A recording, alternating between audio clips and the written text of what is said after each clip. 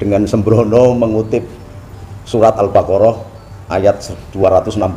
Itu harus dilihat dalam konteks fungsi agama.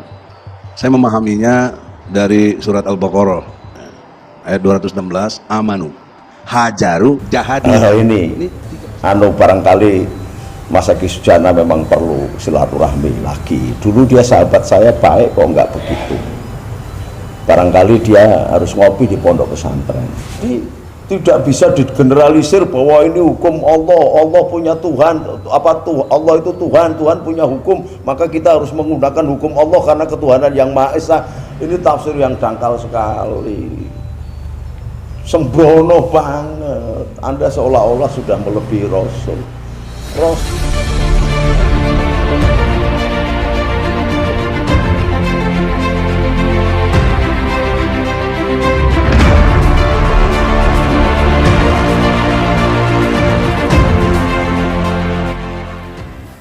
Assalamualaikum warahmatullahi wabarakatuh. Kembali berjumpa dengan saya di channel Hamsa Gantarang, sahabat sebangsa dan setanah air di mana saja Anda berada. Puji syukur kehadirat Allah Subhanahu wa taala dan salawat dan salam semoga tercurah kepada Nabi Muhammad sallallahu alaihi wasallam. Sahabat sebangsa dan setanah air di mana saja Anda berada, kadang memang kita harus menelaah lebih dalam ya, mengkaji lebih lanjut ya, ketika ada statement-statement dan pernyataan-pernyataan dari seseorang yang mengaku dirinya sebagai orang yang memiliki ilmu agama, yang kemudian berani memberikan ya penjelasan-penjelasan terhadap ayat-ayat suci Al-Quran atau memberikan tafsir-tafsir terhadap sejumlah ayat-ayat suci Al-Quran. Dan anehnya lagi jika kemudian kita ini sebagai rakyat itu hanya menerima mentah-mentah ya, menerima seolah-olah bahwa itulah sebuah kebenaran ya dari makna daripada Al-Quran itu sendiri, tidak mencoba untuk kemudian meng-cross check ya, tidak mencoba untuk menelusuri lebih jauh ya melalui ya kitab-kitab tafsir ya, ataupun kepada para ulama-ulama yang memang memiliki sanad pengetahuan yang bersambung, ulama-ulama yang kredibel ya, ustadz-ustadz yang kredibel. Dan hari ini media sosial begitu cepat mengalirkan berbagai pengetahuan ya, sejumlah narasi dan informasi-informasi ya, termasuk informasi-informasi agama, penafsiran-penafsiran para ulama yang itu sebenarnya jauh daripada makna substansi daripada ayat itu sendiri, dan itu akan berbahaya kemudian ketika publik hanya menerima mentah-mentah. Apa yang disampaikan ya oleh Pak Edi Sujana yang mengutip ya surat Al-Baqarah terkait dengan hijrah ya, ini sebenarnya sebuah penafsiran yang terkesan ya dangkal dan hanya muncul di permukaan karena tidak memahami makna ya, substansi dan konteks ya, atau asbabun nusul ya, kalau dalam kaidah hukumnya asbabun nusulnya ya, atau sebab-sebab ya turunnya ini ayat. Sebab dengan tidak memahami konteks itu, kemudian kita akan kesulitan untuk kemudian memahami makna substansi atau makna hakiki daripada ayat tersebut. Sehingga yang ada adalah sebuah pemaknaan dan penafsiran yang dibawa-bawa itu hanya sesuai dengan kedangkalan pengetahuan kita, yang juga dimotivasi oleh sejumlah kepentingan-kepentingan tertentu ya, yang kemudian itu ya kemudian mencerabut makna hakiki daripada Al-Quran. Dan ini sangat berbahaya ya bagi umat Islam. Itu harus dilihat dalam konteks fungsi agama. Saya memahaminya dari surat Al-Baqarah ayat 216, amanu, hajaru, jahadu. Ini tiga kesatuan yang nggak bisa pisah. Keimanan itu harus dibuktikan dalam bentuk perubahan nilai menjadi hijrah. Hijrah nggak bakal tercapai kalau tidak ditopang oleh suasana jihad. Tidak ada kalimat itu. Seharusnya orang-orang yang merasa dirinya tak kompeten untuk kemudian memberikan tafsiran-tafsiran terhadap Al-Quran hendaknya bisa menahan diri, karena itu ya sangat berbahaya ya bagi umat Islam. Kita akan coba simak dulu seperti apa gambaran daripada seorang Kiai NU yang sudah cukup populer, yakni Kiai Haji Nuril Arifin atau Gus Nuril ini, menyikapi ya narasi yang dibangun oleh Egy Sujana dalam menafsirkan salah satu ayat dalam surat Al-Baqarah ini? Jati diri Islam yang rahmatan lil alamin, Islam yang menawarkan kedamaian. Kalau perlu tanpa perang. Untuk apa perang? Wong perang itu dalam hukum politik sebagai diplomasi terakhir, harus dilakukan diplomasi yang lain. Maka ketika seseorang kemudian melansir bahwa perang itu harus untuk mencapai kedamaian, itu logika yang salah dan dasarnya juga tidak begitu benar. Ada seorang sahabat saya, Mas Egy Sujana, mengatakan bahwa dasar Islam itu adalah iman, kemudian jihad, kemudian hijrah, dengan sembrono mengutip surat Al-Baqarah ayat 216. Itu harus dilihat dalam konteks fungsi agama. Saya memahaminya dari surat Al-Baqarah ayat 216, amanu, hajaru, jahadu. Ini tiga kesatuan yang nggak bisa pisah. Keimanan itu harus dibuktikan dalam bentuk perubahan nilai menjadi hijrah. Hijrah nggak bakal tercapai kalau tidak ditopang oleh suasana jihad. Tidak ada kalimat itu. Dari surat Al-Baqarah ayat 216, amanu, hajaru, jahadu. Kalimat itu hanya Al-Quran, ayat itu hanya menampilkan sudah saatnya engkau berjihad. Jadi imannya nggak ada, kemudian jihadnya nggak ada, kemudian hijrahnya nggak ada. Nah, sebenarnya konteks yang dibacakan oleh Mas Egy Sujana itu barangkali innalladzina amanu wa hajaru wa jahadu fisabilillah bi amwal wa anfus. Nah, kalau ini konteksnya innalladzina amanu, wahai orang-orang yang beriman, dianjurkan dan setengah wajib saat itu karena kondisional untuk melakukan hijrah. Why? Kenapa? Karena Rasulullah menyebarkan agama di Mekah tidak menemukan kedamaian, bahkan nyawanya terancam, dikeroyok oleh 12 suku Quraisy yang masih sedara, sebenarnya masih seketurunan, akan dibunuh. Maka diwajibkan hijrah untuk menyelamatkan diri. Oh, ini yang penting. Maka hijrah di sini untuk menyelamatkan diri, nyawa, dan dakwatul Islam ke daerah yang aman dan bisa menerima dengan benar dakwahnya Rasulullah. Bukan berarti Rasulullah lari dari takdir, kalau mati ya mati. Enggak, itu logika yang gendeng banget, karena di sini terancam. Rasulullah pernah hijrah ke Taif dan gagal. Hijrahnya ke Madinah ini hijrah yang kesekian. Ke Taif itu juga Rasulullah dilempari batu sampai kakinya berdarah-darah, sehingga wakila malaikat Jabal atau malaikat gunung kemudian mengatakan, ya Rasulullah, bagaimana kalau orang Taif ini tabrui gunung saya saja? Rasulullah malah mengatakan, tidak usah.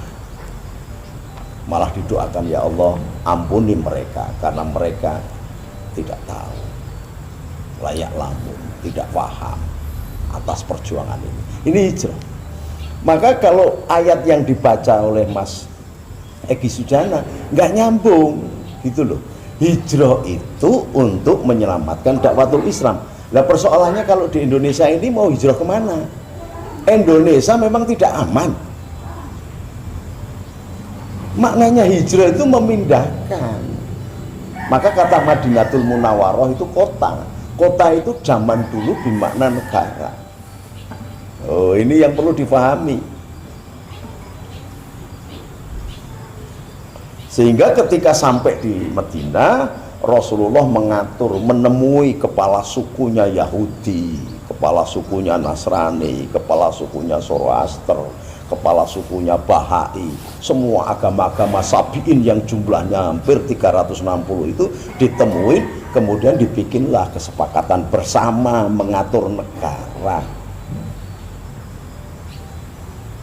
Ini barangkali Mas Eki Sujana memang perlu silaturahmi lagi. Dulu dia sahabat saya baik, kok nggak begitu. Barangkali dia harus ngopi di pondok pesantren.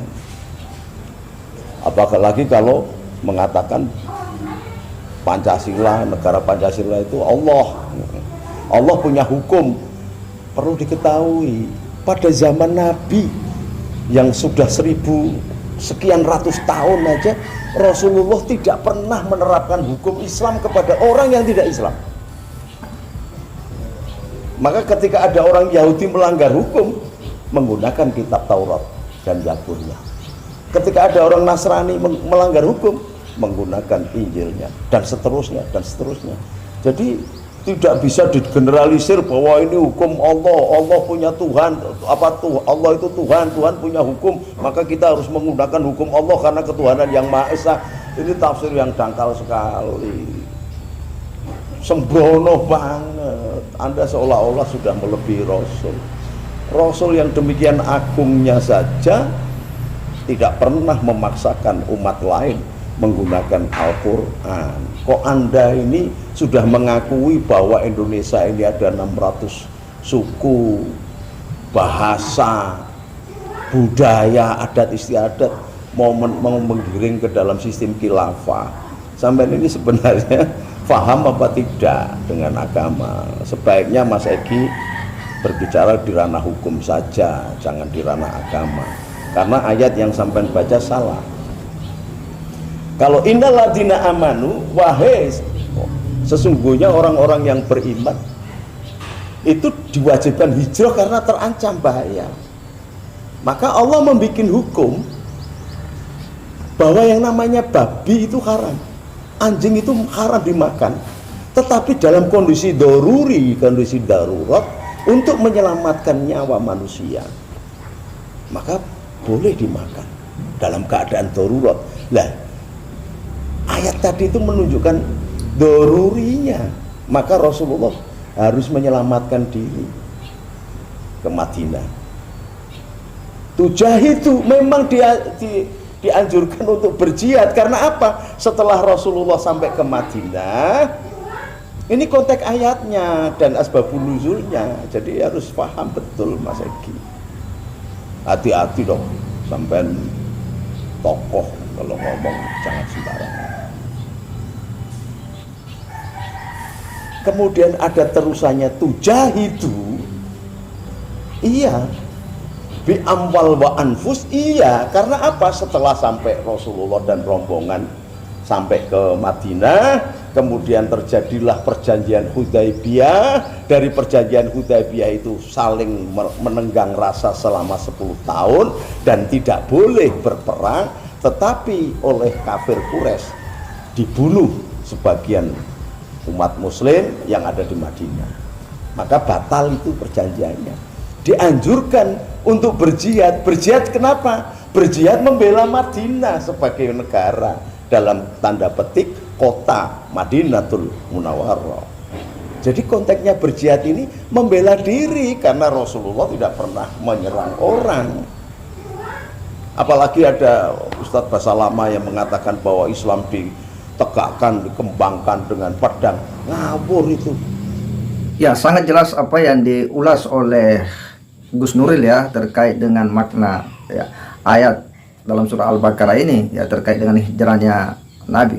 Bahwa ada situasi di mana memang apa yang terjadi di Mekah pada saat itu tidak memberi rasa aman ya kepada Rasulullah dan beberapa umat Islam.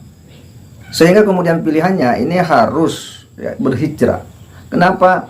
Karena dia harus menjaga keselamatan jiwa mereka. Di saat ya memang situasi ya masyarakat Arab Mekah pada waktu itu memang memiliki ambisi besar untuk kemudian ya membunuh ya Rasulullah SAW ya, sehingga sikap ya langkah ini diambil oleh Rasulullah SAW. Dan ketika beliau sampai kemudian di Madinah ya, beliau ya bekerja sama dengan para pemimpin-pemimpin suku ya, yang sebagian besar ya, banyak suku di sana di Madinah ini ya, banyak juga agama dan kepercayaan, kemudian bersepakat untuk membangun sebuah kota atau negara yang disebut dengan negara Madinah, dan diikat oleh sebuah perjanjian yang kita kenal itu dengan Piagam Madinah, komitmen bersama untuk kemudian hidup dalam satu ya negara sekalipun berbeda agama ya, berbeda kepercayaan, tetapi itu dibangun dan dicontohkan oleh Rasulullah Sallallahu Alaihi Wasallam, bahwa kemudian hijrah yang dilakukan oleh Rasulullah ya, sebagaimana kita tahu bahwa dia juga pernah hijrah ke Taif ya, namun pada akhirnya kemudian direspon oleh ya penduduk negeri Taif itu dengan hal yang tidak menyenangkan, tidak menerima Nabi, bahkan ya dalam kisah-kisah bahwa beliau itu dilempari oleh warga Taif ya. Lalu pada akhirnya kemudian ya Rasulullah itu kemudian menetap ya di Madinah dan membangun negara Madinah. Bahwa makna daripada ayat ini memang harus dilihat, ada konteks ya, ada situasi sosial ya, yang kemudian menjadikan kenapa Rasulullah ini kemudian hijrah ya, meninggalkan ya kota Mekah ya, karena tentu ini terkait dengan bagaimana menjaga keselamatan, bagaimana mempertahankan diri ya dari kafir Quraisy pada saat itu. Dan ketika sampai di Madinah ya, dia pun membangun sebuah negara bersama oleh sejumlah suku-suku yang ada di Madinah dan pemeluk-pemeluk agama lain yang masih berbeda agama dengan Rasulullah Sallallahu Alaihi Wasallam. Hingga pada akhirnya kemudian ada lahir perjanjian ya, perjanjian antara kafir Quraisy dengan Rasulullah, dan antara perjanjian itu kemudian mereka hidup dalam suasana tenang dan kerjasama ya, tidak ada perang dan sebagainya. Hingga pada akhirnya karena kafir Quraisy melanggar perjanjian itu, membunuh sebagian umat Islam, maka dengan sendirinya putus perjanjian itu, maka terjadilah yang namanya perang, di mana Rasulullah yang kemudian memimpin perang itu karena terlebih dulu beliau kemudian diserang, dalam artian perjanjian itu yang dilanggar, sehingga ya tindakan yang diambil itu adalah tindakan untuk kemudian memerangi orang-orang yang lebih dulu memeranginya ya. Inilah sebuah pemaknaan yang sebenarnya harus dilihat utuh ya, tidak boleh dilihat sepenggal-sepenggal, karena ini bisa membuat ya masyarakat awam kemudian keliru memahami. Dan apa yang disampaikan oleh Pak Egy Sujana itu memang pemikiran-pemikiran yang sangat dangkal ya, sebagaimana diulas oleh Gus Nuril, bahwa ya harus dilihat konteksnya. Dengan konteks itulah kita bisa memahami makna hakiki daripada ayat tersebut. Segera demikian, wassalamualaikum warahmatullahi wabarakatuh.